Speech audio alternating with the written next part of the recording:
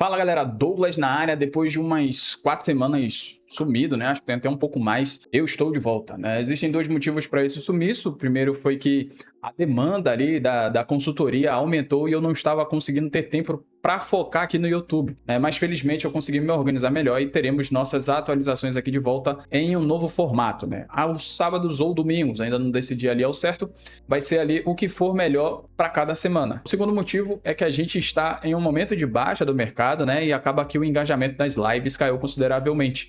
Então, se vocês não me dão um retorno aqui, acaba que me desanima em continuar trazendo conteúdo. Eu faço tudo sozinho aqui, então eu roteirizo, eu gravo, eu edito e tudo isso consome tempo. E o que me motiva a continuar aqui são os likes, as inscrições, os comentários de vocês. Então, me ajudem a continuar, deixem pelo menos o like aqui nesse vídeo, que eu irei entender que nós estamos todos juntos aí nesse período de baixa do mercado, beleza? Então, por enquanto, o formato vai ser de vídeo gravado mesmo, né? Direto ao ponto aqui com o resumo das notícias mais importantes da semana e minha visão sobre tudo isso. Tudo conectado, sem enrolação, para você assistir no seu tempo aí e começar a semana já sabendo o que realmente importa dentro do mercado, né? Não poderia haver uma semana melhor, né, para esse retorno, até porque nós tivemos dados de payroll essa semana que refletiram aí diretamente ali na taxa de juros, derrubando aquele medo de um aumento. Com isso, o dinheiro ele voltou a entrar nos ETFs de Bitcoin, trazendo ali uma das melhores semanas desde abril. Essa é a parte boa, né? Mas também tem a parte ruim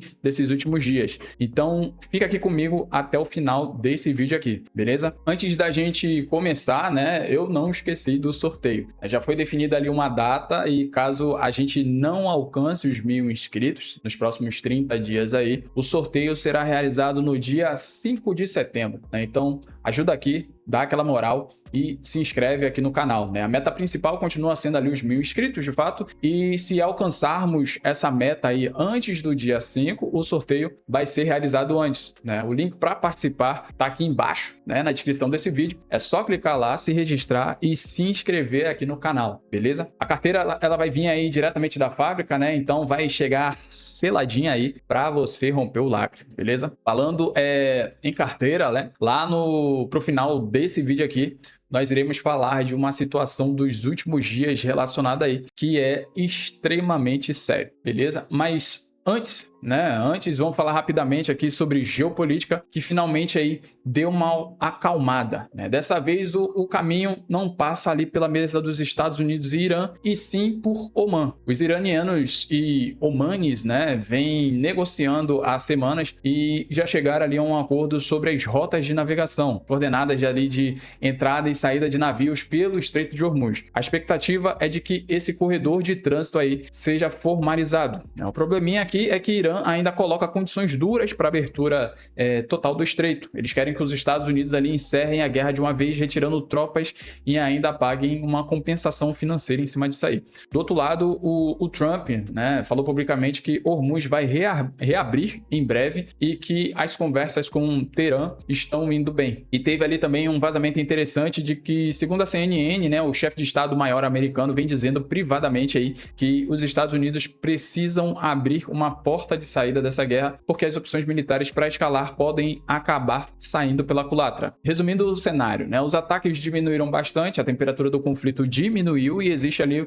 um caminho diplomático em andamento, mas isso é uma trégua por exaustão, não de fato ali uma paz assinada. É bom o suficiente para o mercado respirar, porque isso acaba que influencia ali diretamente na questão da inflação, mas ainda assim frágil o suficiente para a gente não relaxar em relação a isso ainda.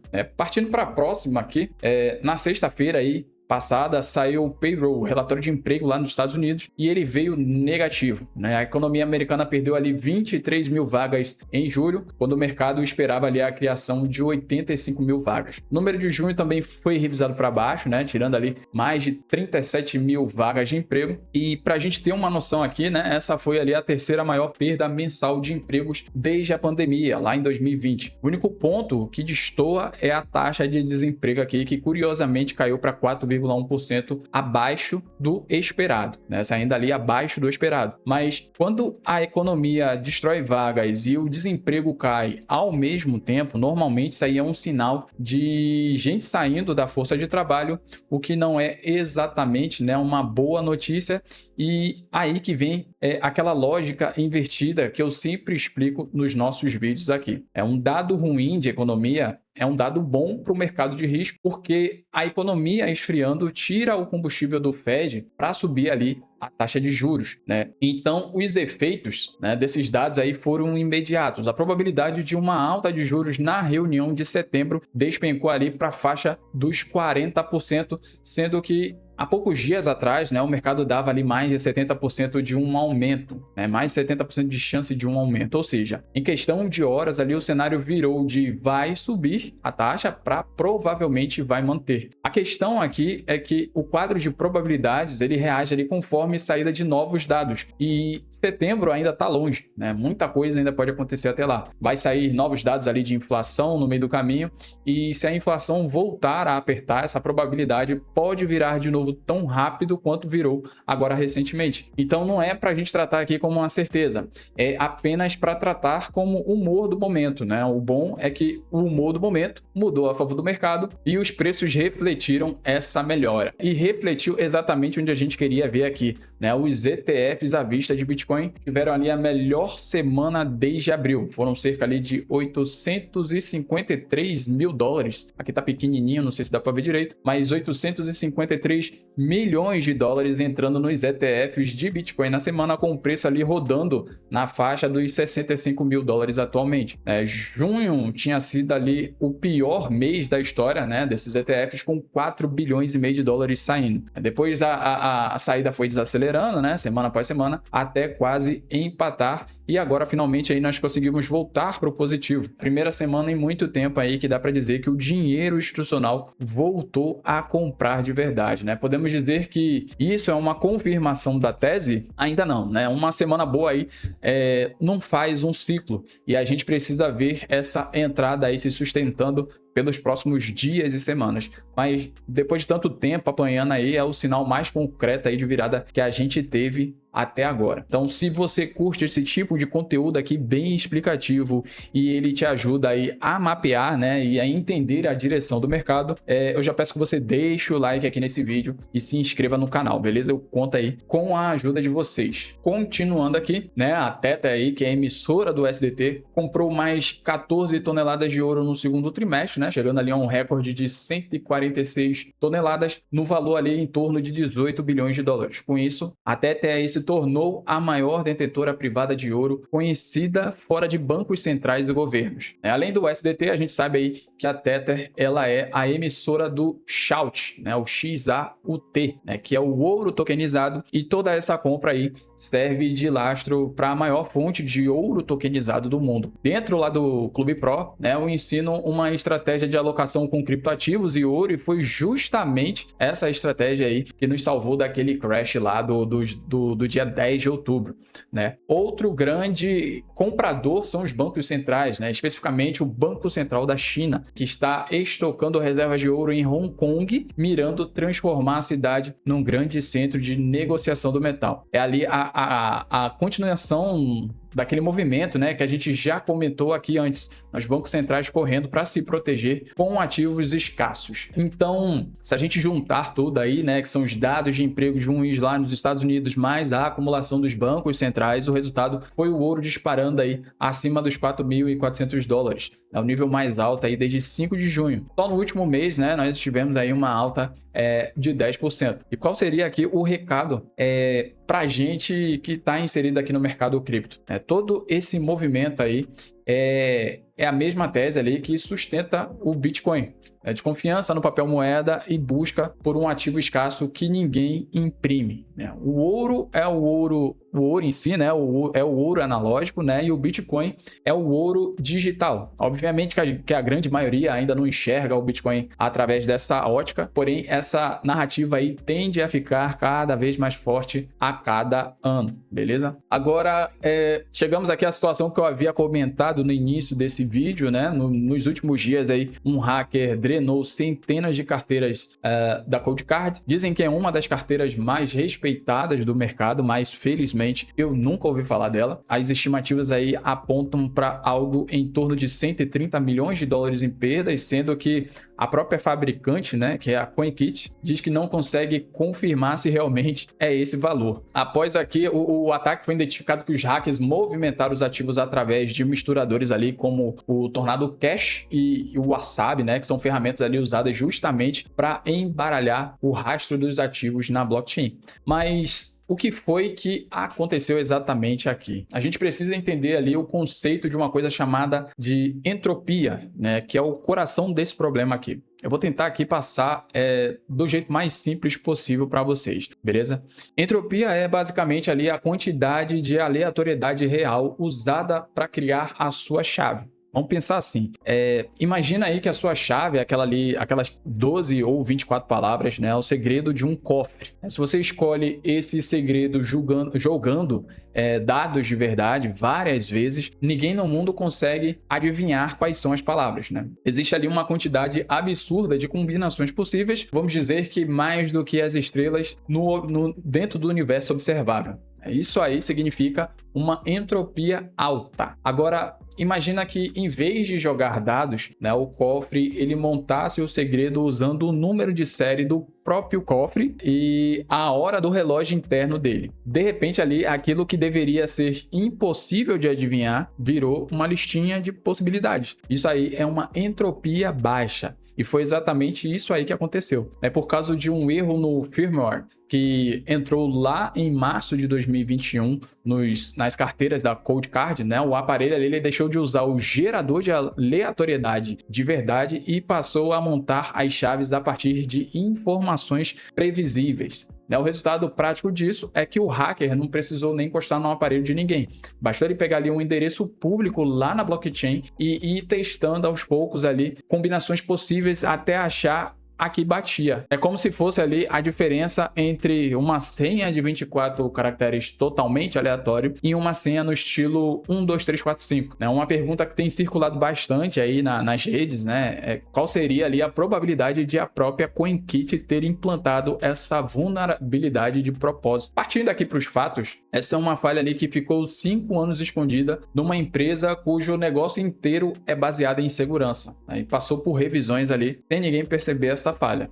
Agora, do outro lado, e sendo bem justo, né, o código da Coldcard ele é aberto e público, né? Qualquer pessoa poderia ali auditar o código. Foi a própria empresa ali, a CoinKit, né, junto com a equipe do Block, que investigou e divulgou o problema. E, sinceramente, o estrago reputacional ali para eles foi devastador.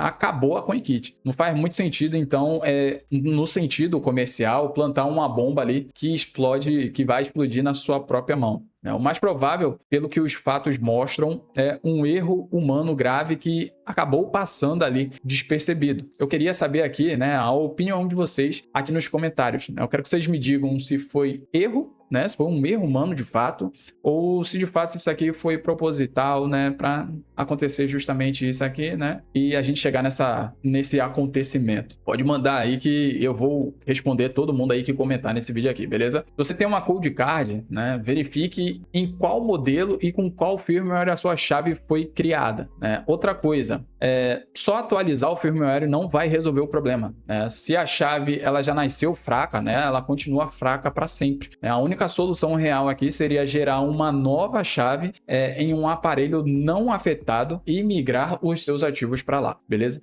Então, já compartilha esse trecho aqui do vídeo nos seus grupos aí de cripto, nos grupos de cripto que você tiver inserido, né? Porque ainda pode ter gente com o Bitcoin parado dentro dessas carteiras aqui, sem fazer ideia do risco que ela está correndo, beleza? Continuando aqui, né? Para fechar o nosso vídeo, a chance da Lei Clarity ser aprovada ainda esse ano, né? De 2026, despencaram aí para 16% na Polymarket. O Senado americano ele não votou a lei antes de entrar no regresso de agosto, né? Que começou agora nessa sexta-feira, mas o líder da maioria ali chegou a prometer uma votação. Só que as divergências entre republicanos e democratas não se resolveram a tempo desse recesso, né? Principalmente em torno de uma cláusula de ética que trata dos vínculos de autoridade do governo com a indústria cripto, né? Particularmente o Trump, inclusive, está inserido nesse meio aí. Agora o Senado ele só volta do recesso no dia 14 de setembro e vai ter uma janela ali curtíssima de trabalho antes dos parlamentares mergulharem de vez na campanha das eleições de meio de mandato. Só para a gente dimensionar aqui, Lei Clarity, ela é a lei que vai definir na prática ali o que é considerado valor mobiliário, né, e o que fica sob supervisão da CFTC no mercado cripto americano. Seria ali a diferença entre regra improvisada, né, vamos dizer assim, e uma regra de fato escrita, né, uma lei. Hoje o que existe é só uma orientação administrativa lá nos Estados Unidos e qualquer governo futuro poderia rasgar essa lei administrativa aí sem uma votação, né? Então, pensem comigo aqui. A minha teoria é que essa aprovação ela deve acontecer lá para o início de janeiro de 2027. Por quê? Porque uma aprovação em janeiro seria ali um catalisador excelente para dar o pontapé inicial do próximo ciclo de alta. A gente tem ali a teoria do ciclo de 4 anos que aponta para um bull market começando em 2027. Inclusive, tem um tweet que rodou muito ano passado ali, apontando que, de acordo com essa teoria dos ciclos de 4 anos, o topo seria justamente no dia 6 de outubro de 2025. E eu não sei se a gente vive numa Matrix aqui, mas de fato o Bitcoin fez topo nos 126 mil no dia 6 de outubro. Então, não sei se faz sentido para vocês, Eu não gostaria de acreditar nesse tipo de coisa, mas tem feito sentido sim, Uma regulação clara, então, chegando bem na virada do ano, destravaria ali o dinheiro institucional que hoje está parado ali esperando segurança jurídica para poder entrar no mercado cripto. Então, seria o tipo de gatilho ali que casa perfeitamente com o time do ciclo. Ou seja, toda essa demora aí que a gente está vendo pode acabar sendo o combustível certo na hora certa. Isso tudo que eu falei faz sentido ou não faz sentido? Deixa aqui nos comentários também, beleza? Então, é isso. Esse vídeo aqui foi no formato bem mais curtinho, Então, lembrando que o sorteio da SafePal X1 aí, ela continua rolando, A meta segue sendo os 1000 inscritos, Mas o sorteio vai acontecer no dia 5 de setembro, caso a gente não consiga bater essa meta, beleza? Então, de qualquer forma aí, para quem está participando, para participar é só clicar aqui no link da descrição, se registrar e se inscrever aqui no canal, beleza? Se você curtiu o vídeo, não esquece de deixar o like aqui. Fui!